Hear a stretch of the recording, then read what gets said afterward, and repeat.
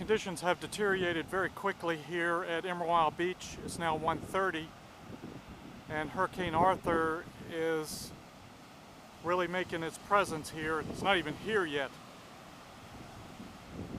But now they're saying it's a Category 2. We're still concerned about how close it's going to come. You can just hear the roar of this ocean.